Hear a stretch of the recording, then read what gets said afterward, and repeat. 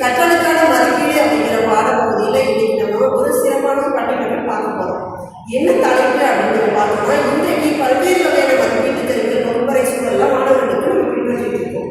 ஆனால் அந்த மதிப்பீட்டு கருவிகள் என்னென்ன, அதனால பயன் இருக்கா, பயன் இருக்குதா இல்லையா அப்படிங்கிற கருத்துக்களை தான் இன்னைக்கு என்னுடைய மாணவிகள் பகிர்ந்து கொள்ள போகிறாங்க. நம்ம பட்டிமன்றத்தை பார்க்கலாம்.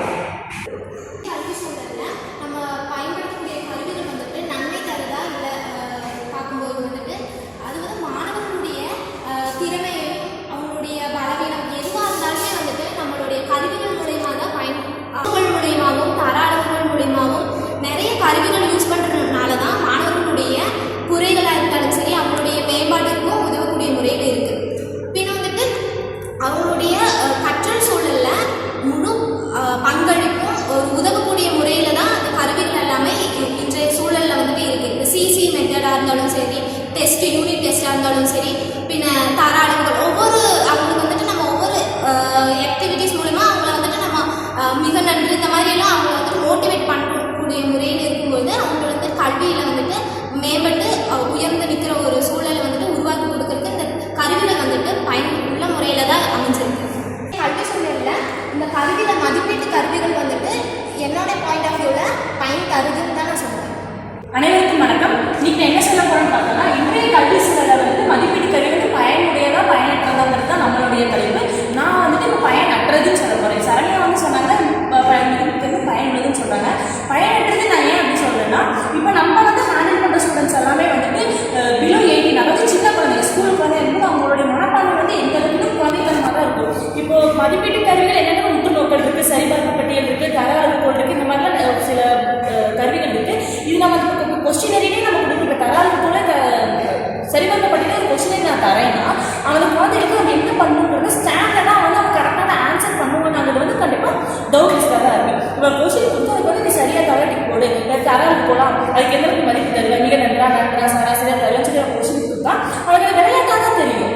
அவனுக்கு சும்மா பேருக்கு ஏதோ இப்போ நம்மளாம் எக்ஸாம் இது பண்ணும்போது டிக்கெட் சரி போடுறோம், அந்த நேரத்தில் எதுவும் கொடுத்துருக்காங்க ரைட் போடல அவனுக்கு ராங் போடலாங்கிற மனப்பான்மையில தான் அவன் போடுறதை தவிர்த்து அவன் அந்த கேள்வியை முழுமையாக படித்து அதை அர்த்தத்தை குறித்து கரெக்டாக வந்து அவன் சொல்லுவானாங்கிறது வந்து ஒரு கேள்விக்குறியாக தான் இருக்குது. ஸோ நான் என்ன பொறுத்த வரைக்கும் இப்போ இந்த மதிப்பீடு கருவி வந்து குழந்தைகளை ஸ்கூல் லெவலில் வந்து பயனற்றதுன்னு தான் நான் சொல்லுவேன். நன்றி.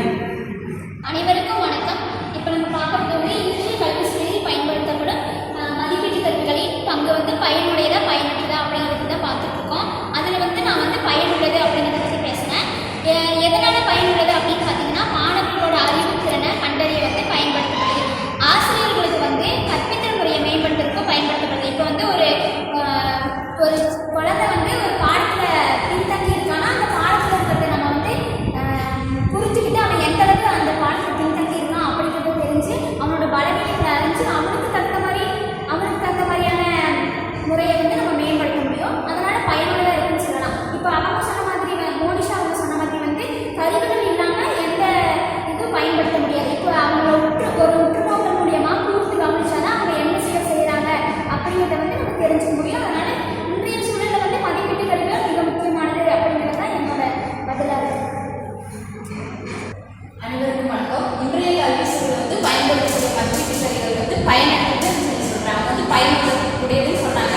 எந்த அளவுக்கு பயனற்றது அப்படின்னா, இப்போ வந்து இந்த ரெகுலர் கிளாஸ் ஸ்டூடெண்ட்ஸ் வர்றாங்க, அவங்க வந்து அந்த மாணவர்களை பற்றி ஆசிரியர்கள் வந்து பார்த்துக்கிறாங்க. இந்த குழந்தை படிக்கும், இந்த குழந்தை படிக்காதுன்னு சொல்லி அதுலேயே அவங்க ஒரு மதிப்பீடு செஞ்சுறாங்க. அதே மாதிரி தேர்வு அவங்க நடத்துகிறாங்க. நடத்தி அந்த பேப்பரில் அவங்க என்ன ஆன்சர் இருக்கோ அதுக்கு தான் மதிப்பீடு செஞ்சு மார்க் போடுறாங்க. ஆனால் இந்த மதிப்பீட்டு கருவிகள் வந்துட்டு அது மறைமுகமாக தான் நடக்கிறது. கல்வியை வந்து மறைமுகமாக தான் பண்ணுறாங்க. அது வந்து படித்து குழந்தையாக இருந்தாலும் சரி, படிக்காத குழந்தையாக இருந்தாலும் சரி, எப்படி வேண்டாலும் மதிப்பீடு செய்ய முடியும். அதனால வந்து அது யூஸ்ஃபுல்லாக இல்லைன்னு சொல்லி நான் சொல்கிறேன். அப்புறம் என்னதான் வந்து உற்றுநோக்கல், ஒப்சர்வேஷன், சரிபார்ப்பு இதெல்லாம் ஒரு பயனுள்ள